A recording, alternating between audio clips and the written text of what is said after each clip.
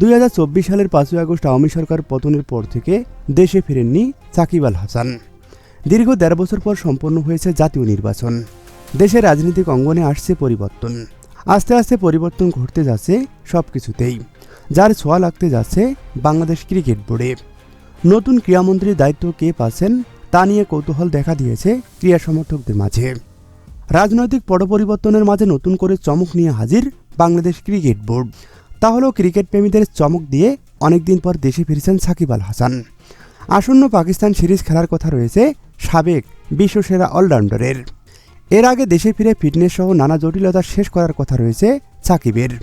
সবকিছু ঠিক থাকলে চলতি মাসের 28 তারিখই দেশে ফিরবেন সাকিব আল হাসান।